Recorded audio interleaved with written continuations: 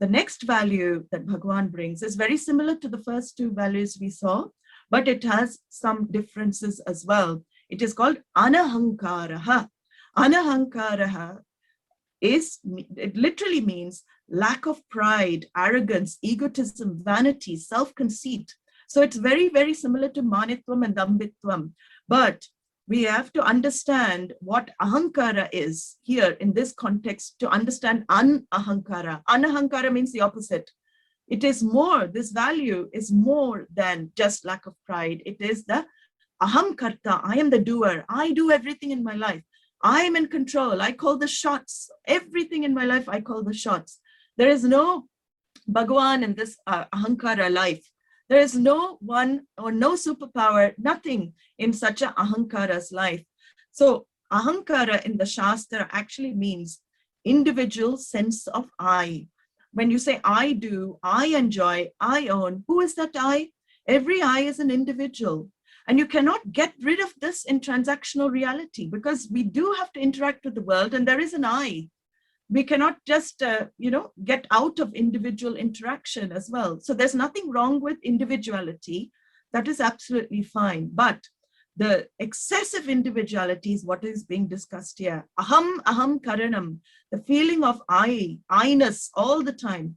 It's total subjectivity. The world revolves around me. There's nothing else but me. That is why it's so important actually to do seva.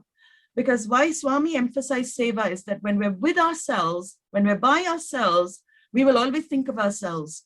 It's very difficult, when you're with yourself, not to think about yourself.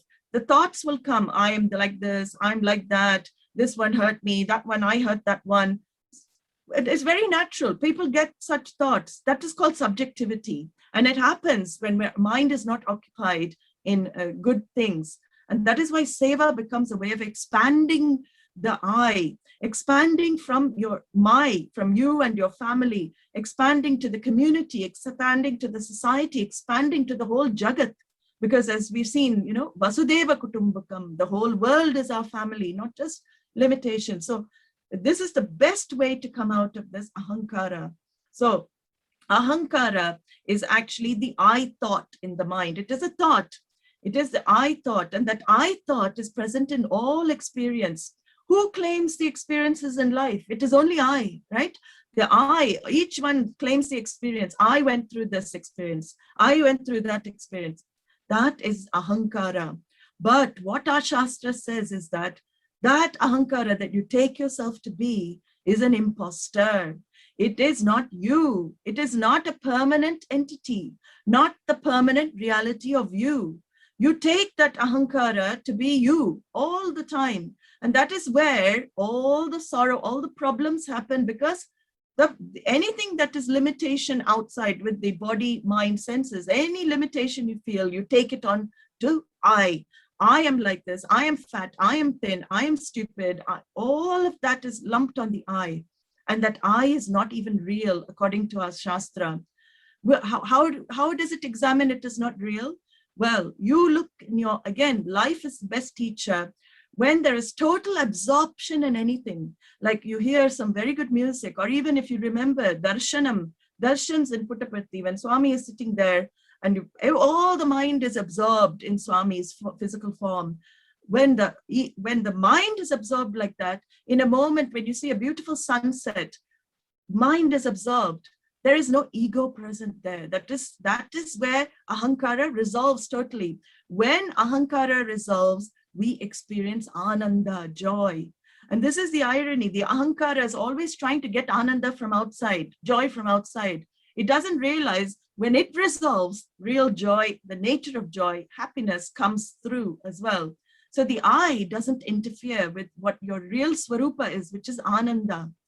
Another logic that the Shastra gives for this ahankara is that how come the ahankara is not you? Well, in sleep, where is this I? If you ask yourself, in deep sleep, where is the I? The ego is dormant. Where is the sense of individuality when we go to sleep? Where are you? Where are your attachments? Where are your problems? Where are your relationships? They're no longer there. But you still continue in deep sleep. We still continue in deep sleep. You don't die in deep sleep. So you cannot be that I individuality. You are much more than the ego. You are that Atma that lights up the I, that gives Ahankara existence as well. So this is the idea of Ahankara, the I. It is a thought, I thought. And when I attach too much reality to that I thought, then I develop a very big Ahankara, and it becomes a problem, obstacle in my life, because I give it too much importance. Lack of thinking inflates the Ahankara, and lack of examination gives more subjectivity in life, and one becomes a me, I specialist.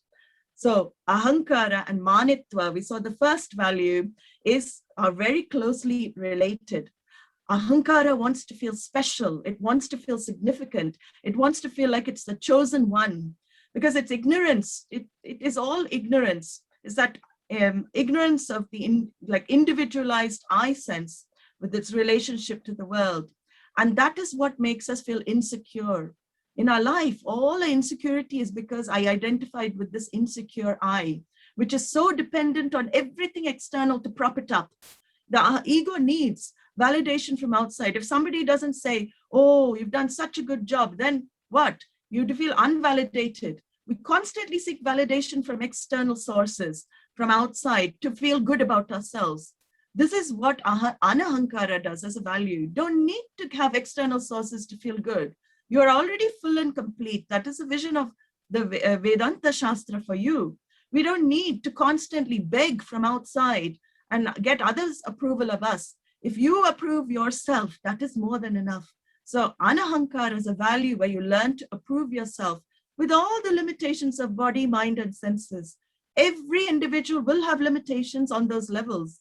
Nobody is perfect, but on the essential level, definitely there is total perfection, consciousness. So this is what we have to learn to cultivate, that Ahankara, that pride is a false pride. It is inflated through praise. People, we love praise. Why? We don't like blame. We love to be praised because we feel inflated. So there's a feeling of goodness. Oh, I feel so good about myself when somebody praises. When the same person may blame you next moment, we don't know. Then what happens? Then poof, the balloon pops, right? The whole thing blows up 1 minute, then somebody says something and then pop, gone. That is going to keep happening if Ahankara is given importance in life. So Ahankara, very much like Manitvam, but it has another side that we've seen as well in other values. There's a flip side to Ahankara. It is not just arrogance. The other flip side to Ahankara is what? Self-condemnation.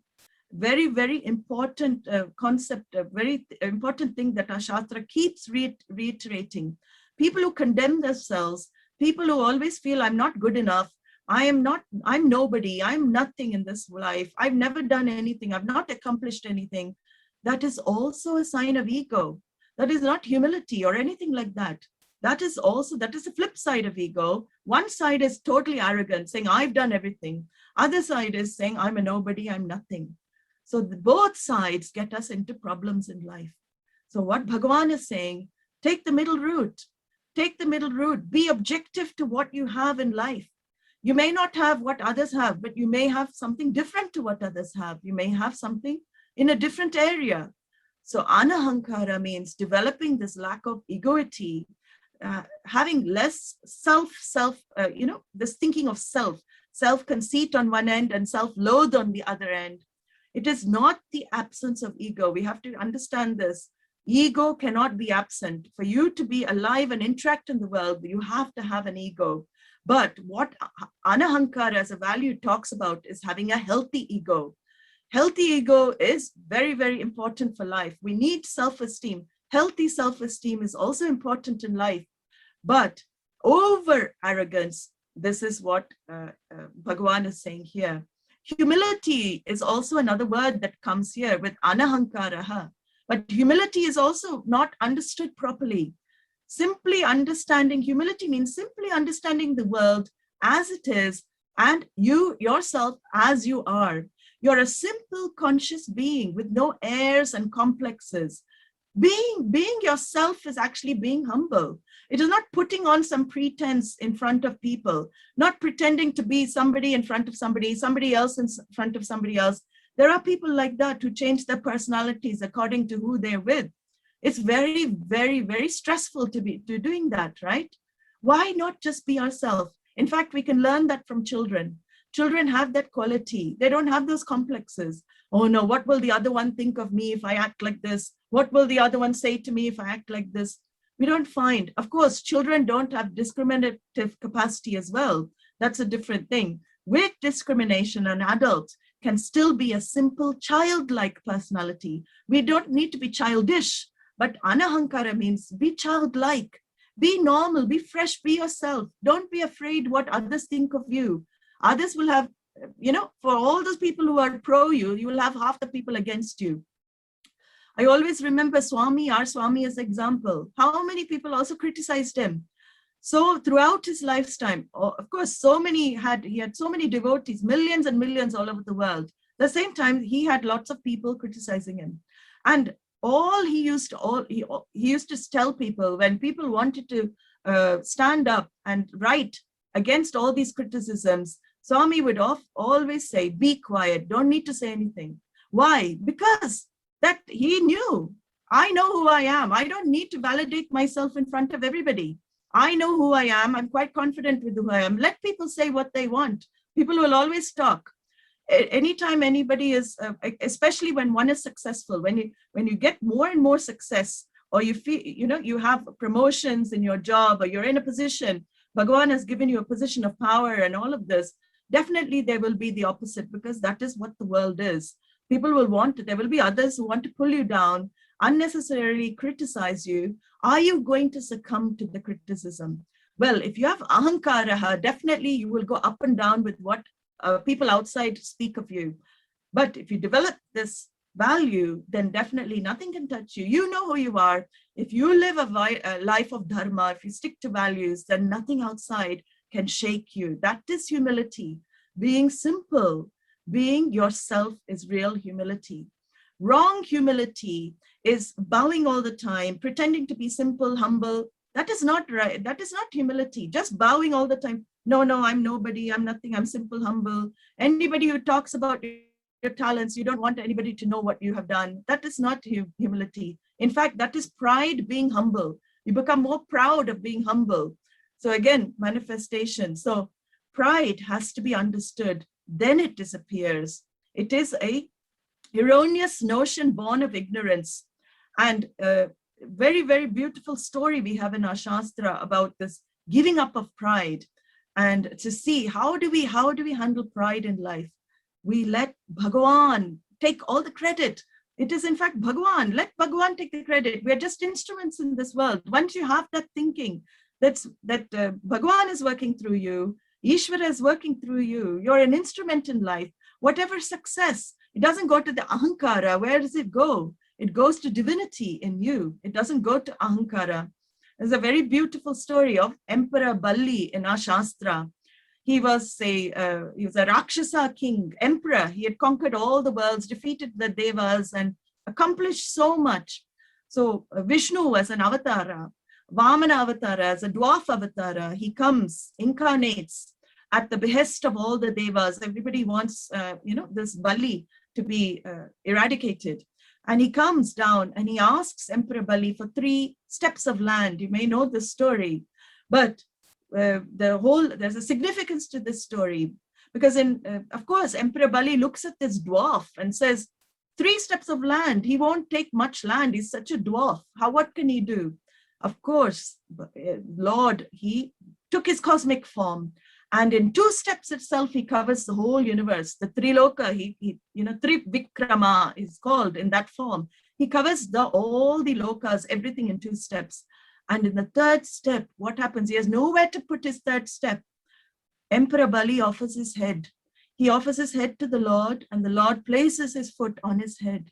That is anahankaraha, recognizing that the Lord is fully in your life, that your ego belongs to the Lord. It is not you, individual, who is doing anything. In fact, without Bhagavan's Shakti, without his power, can we ever be active in life?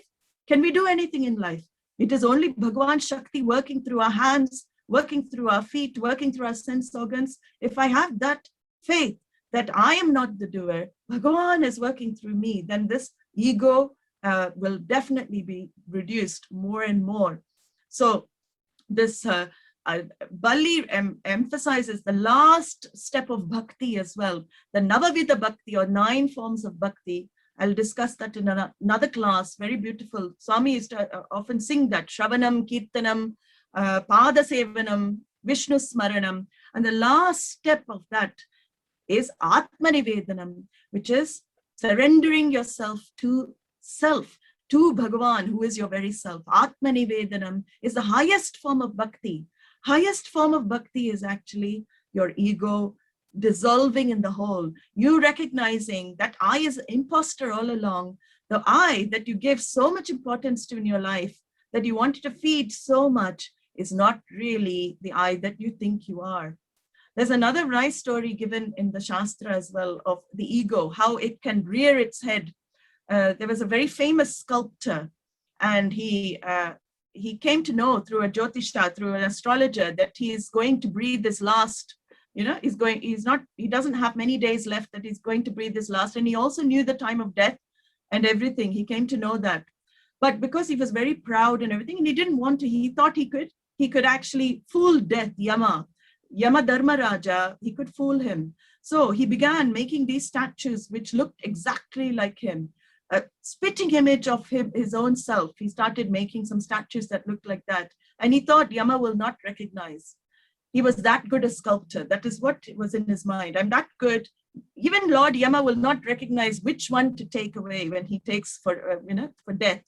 So Yama comes, and he is also perplexed. He can't recognize which is the sculptor. He sees all of these sculptures looking exactly the same, and he cannot recognize the sculptor. So he decides, he knows, he's Dharmaraja, he's Yama, he knows how to get that out. So what does he say? He says, what amazing creations these sculptures are. Look at the contours, look at all of that. He started praising so much all the sculptors. Who could have done all of this? Somebody great must have made these sculptures. Now the sculptor could not contain his excitement. He immediately jumped up saying, I'm the sculptor, I did it. There, Yama found him out, and he went to Yamaloka. So this is how the ego has the tendency to rear its head. However much we try and keep it down, keep it suspended, it always wants to show, I did it. There's a pressure in there to say, no, I'm the one who did it. And this is what Anahankara is saying. You are not the doer. You are not the doer. There is a higher power. The ego has no separate existence without Atma. So Atma is the one that lends existence. Bhagavan is the one who lends existence to your ego as well. So what we have to also ask, what is there really that we need to feel proud about? And to live our life itself, we depend on so many things. What is there that we need to feel proud about? Even to breathe, we need the trees to give us oxygen. We need food, the food from the earth to survive on this planet. Everything, our survival on this planet, our life on this planet is dependent on so many other factors. There are people who keep me going, my family members, the teachers, parents who have brought us up, have formed our intellect, formed our minds. I give credit to them. I cannot take credit for that. Ahankara claims the result of any accomplishment in life. But if we really examine what result can I ever claim as totally mine, we cannot. There are so many factors in our life that were at play for any success to happen, for anything to happen, in fact. So many factors are there at play. So to develop this value, one has to see again and again the skills and talents that one has are all given. They are gifts. They are Bhagavat Vibhuti. They are Bhagavan expressing himself through certain forms. Any gift and talent that's given is only Bhagavan, nothing but Bhagavan expressing himself through that particular name and form. Everything is given. So more and more I start to see the presence of the ego subsides more and more. I see ego, the ahankara is just sheer ignorance. This understanding of ahankara, I have to start seeing this reality and start thinking about how I live through my life. I live with the ego, but I don't give it all the importance that it keeps demanding. So when I've developed this value, there's less feeling of I and mine. And as I said, the best way to develop this less feeling of I and mine is to do more seva, is to go out more and more, reach out, think of others much more, empathize with others. Then I don't think of myself alone, because I'm not a separate entity that on this planet. This is another thing that we always feel, I am the victim, Swami Dayananda used to say, when we're ready to step out of the door, every morning we're in the ninja pose, it is me, I'm the victim, I'm against the world, so I'm ready to fight the world, always ready in ninja posture. And this is what we have to understand. We don't need to do, because we are not separate entities on this planet. We're all connected with all the billions of jivas. See, from here, UK, when we see the suffering of India, do we not feel connected? Don't our hearts hurt with all those people there? Of course, that is connection. Because we are connected. We may not be connected physically, but all human beings are connected spiritually. They're connected emotionally. We cannot but be connected, and we cannot but feel others' pain. So we can spend our life thinking more about others, relieving others' pain, then our pain becomes less. This is how ahankara, I developed this habit, this value of anahankaraha, by reducing my subjectivity in life, thinking more of Bhagavan, thinking more of others.